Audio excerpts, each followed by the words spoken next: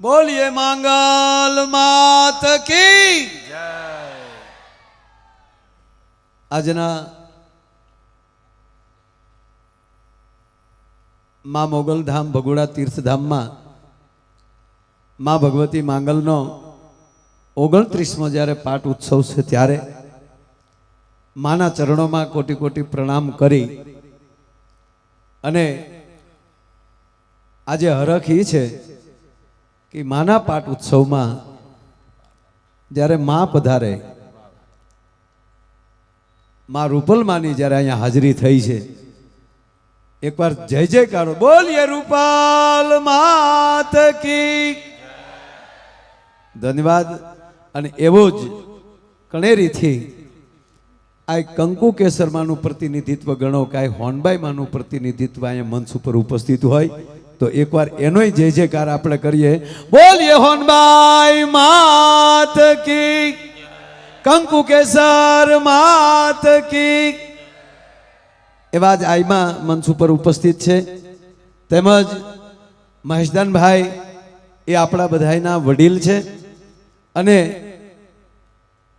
હવે હું નામ બધાના લઉં તો પણ ઉપસ્થિત તમામ વડીલો, યુવાન દોસ્તો, આપ બધા જે સામે બેઠા છો એ બધા મોગલ ચોરુના ચરણોમાં આવેલી હું કોટી કોટી પ્રણામ કરું છું। આપ જાણો છો કે 29માં આ પાઠ ઉત્સવ છે, એમાં આગલા 9 પાઠ ઉત્સવમાં મારા હળંગ પ્રોગ્રામ છે।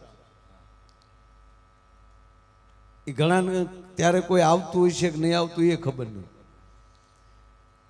9મા પાઠ ઉત્સવથી લગભગ મેં કોઈ દી પ્રોગ્રામ અહીંયા આપ્યો નથી અને બોલવાનું કહે તો ત્યારે બોલ્યો નથી। બોલું સવારે 4 વાગે, આમ તો દીવું કે પછી ખેલે 2 મિનિટ આભાર વિધિ પૂરતું। પણ આજે મહેશદાનભાઈ કીધું, આઈમાએ કીધું, રૂપલમાં મને કે નહીં તારું નામ દીધું ઘડીક બોલ, તો તમારી વચ્ચે 2 મિનિટ મારે બોલવું છે। એક તો ઇન્દ્ર છે એ ન્યાલી લખણ દેખાડે છે આ વરસાદના, અને મારું માવઠું કાંઈ આવું ન હોય। મેં અંબાલાલભાઈને ફોન કર્યો, હું કહું અંબાલાલભાઈ, મને કે પણ ભાઈ મને જોવામાં બધું, હું આ ખગોળ શાસ્ત્રી છું, મને જોવામાં આવે ને હું શું કરું? ના ના, મેં તમારો આભાર, તમે એડવાન્સ બધાને સેતવો છો, પણ હવે કેટલા દિવસે? મને કે હજી આમ તો થોડુંક લાંબુ છે, પણ સાહેબ આમાં કૃપા એવી છે કે આજુબાજુના બધાય ગામમાં હડુડે છે અને એવો વરસાદ વરસે છે। અહીંયા ખાલી એને રહેવાતું નથી ને મેથી કે મારું હું અહીંયા હાજર છું ને ઘડીક ભગુડા આટો મારવા ન જાઉં, એટલે એ થોડીક ઝરમર આપવા માટે અહીંયા આજે થોડોક આવી ગયો। 2 દિવસ તો આવ્યો જ નહોતા, પણ આજે એને પાઠ ઉત્સવમાં રહેવાનું નહીં એનથી।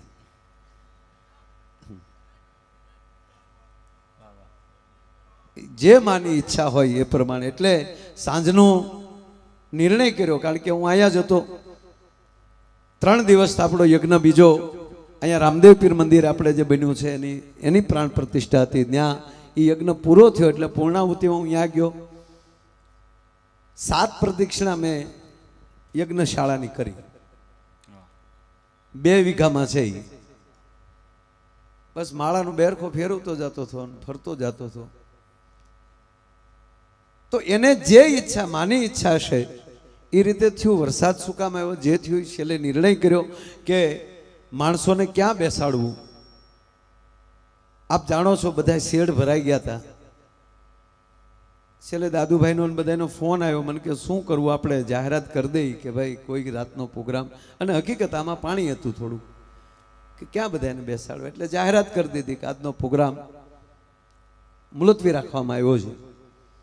ભાવથી બધા પ્રસાદ લઈ, પણ મને આનંદ એ છે સાહેબ, મહેશદાનભાઈ અહીંયા જે આવે છે ને એ બધા સ્વયંસેવક બનીને આવે છે। એટલી બધી ભીડ હતી ને આવી વ્યવસ્થા હતી, તો એ બધા જે તમે તમારી રીતે જે વ્યવસ્થા કરીને, તમને લાખ લાખ પ્રણામ મારા બાપ, કે અમને અહીંયા ક્યાંય અડચણ ન પડવા દીધી તમે, એનો મને આનંદ છે। અને પૂજ્ય મોરારી બાપુની કથા હમણાં જ કીધું મહેશદાનભાઈ કે નંદ પ્રયાગ છે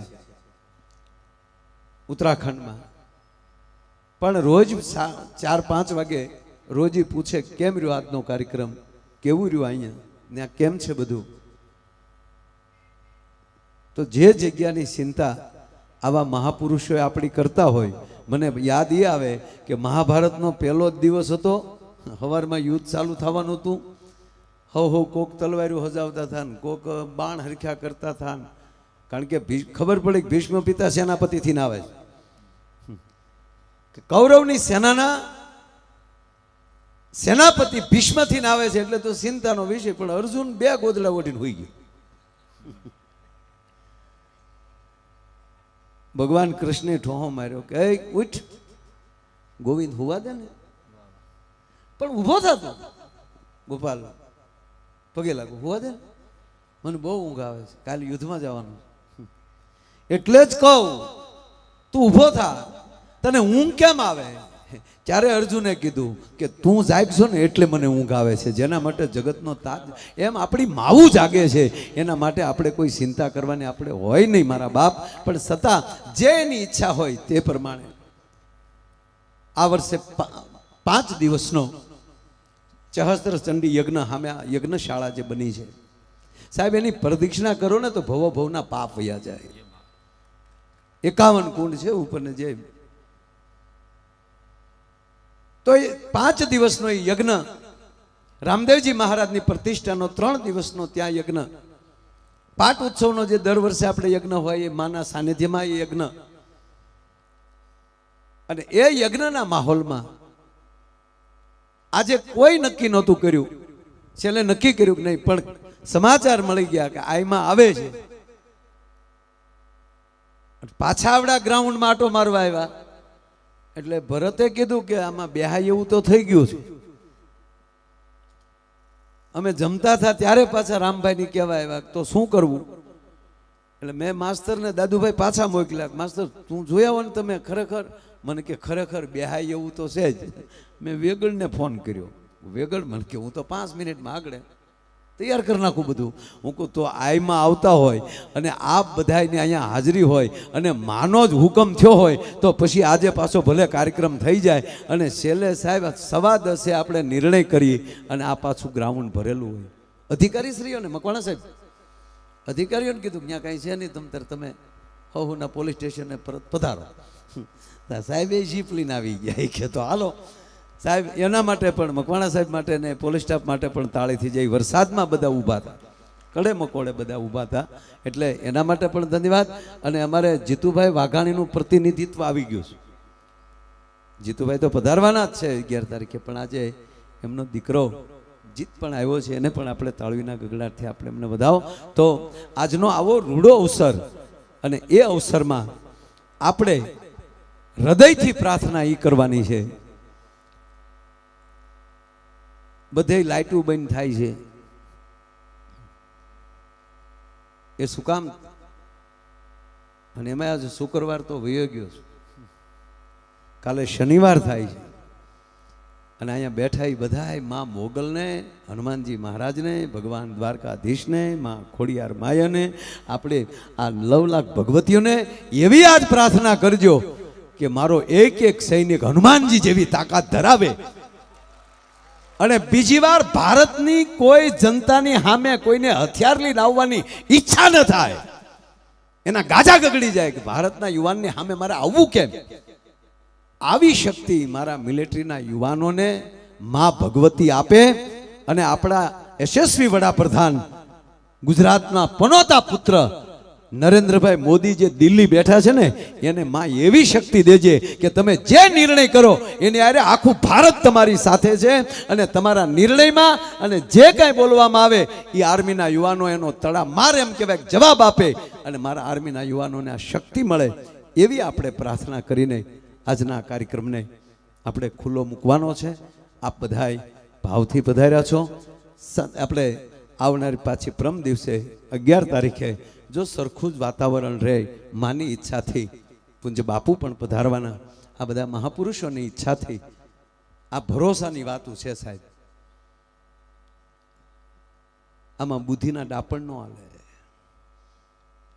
આમાં કેવલ ભરોસે રહેવાય, આમાં પંડના ડાપણ નો ડોળાય. એટલે એક પંક્તિ કાગબાપુની ગાય કે ભાઈ એને ભરોસે રેવાયજી, ભરોસે રેવાય. એમાં પંડના ડાપણ નો રે ડોળાય. ભાયા માવુના ભરોસે રેવાયજી. આચરીએ ને અંગડે ધરીએ એ આપણો જેમ ગુરુજી ગાયજી. આચરીએ ને એ જી અંગડે ધરીએ એ આપણો જેમ ગુરુજી ગાયજી. અને કેમ યાને એ શું કરવા એવો સંચય મન મન થાય. ગુરુજીના ભરોસે હે રેવાયજી, ભરોસે રેવાય. એમાં પંડના ડાપણ નો રે ડોળાય. ભાઈ એને ભરોસે હે રેવાયજી. એટલે આ ભરોસાની વાત છે.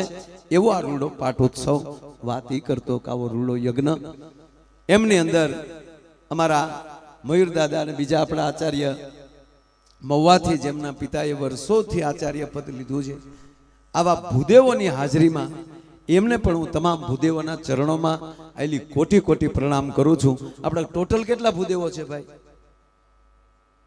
51 ભૂદેવો ની હાજરી છે. એકવાર તાળીઓના ગગડાટથી 51 થી ટોટલી 100 પૂરા. કારણ કે ઓલું કરો બીજા 51 ભૂદેવ, 100 ભૂદેવો અહીંયા હાજર છે સાહેબ યજ્ઞ જાણો. તાળીઓના ગગડાટથી આપણે એમને વધાવો. અને આ યજ્ઞ માની કૃપાથી ચાલે છે અને જે ઈચ્છા માની હશે તે થશે. તો આપણે બસ ફરીવાર કહું કે આજની આખી રાત અને કાયમ માટે કહીએ તો માને પ્રાર્થના કરજો, હનુમાનજી મહારાજને પ્રાર્થના કરજો કે આપણા આર્મીના યુવાનમાં હનુમાનજી જેવી તાકાત આવે. અને છે જ તાકાત. મોદી સાહેબે ત્રણેય પાંખને કહી દીધું જે તમારે કરવું એ તમને છૂટો દોર છે. આવો પહેલી વાર આ દેશના વડાપ્રધાને નિર્ણય લીધો છે. એને એકવાર આપણે તાળવીના ગગડાટથી આપણે એમને વધાવો. અને માનો આવો રૂડો અવસર દિગુભા ક્યાં ગયા? આપણા ભાવનગર જિલ્લા ભાજપના અધ્યક્ષ દિગ્વિજયસિંહજી ગોહિલ એ પણ આજના કાર્યક્રમમાં ઉપસ્થિત છે. એને પણ આપણે તાળવીના ગગડાટથી આપણે એમને વધાવીએ. તો દરેક મહેમાનોનું અહીંથી હાર્દિક સ્વાગત કરીએ છીએ. અને આ બધા કલાકારો એટલા બધા આપણે છીએ અહીંયા. અને અહીંયા તમને ખબર છે પછી જે શરૂ થઈ ગયા પછી કોઈ જાતનું કાર્ય પૂરું થાય કે નક્કી નહીં. આપણે ખૂબ આનંદ કરશું, માની પ્રાર્થના કરશું, ગવાય અહીંયા અને આપણે ઘટમાં ઝીલાય અને હારોહારે એમનું નામ સ્મરણ ચાલુ થાય. અને એ કાર્ય એટલી વ્યક્તિ એ કાર્ય નામ સ્મરણ કરે તો એ નામ સ્મરણનો કુંજ કેવડો મોટો થાય. એ વાહમાંથી અંદરથી આહ નીકળી જાય. એટલે આ ફળામાં બેઠેલી માં મોગલ આપણી ઉપર કૃપાના મેબળે વરહાવા એવી માના ચરણોમાં પ્રાર્થના કરી વિનવું છું. અસ્તુ બોલીએ મંગલ માત કી. ખૂબ ખૂબ ધન્યવાદ.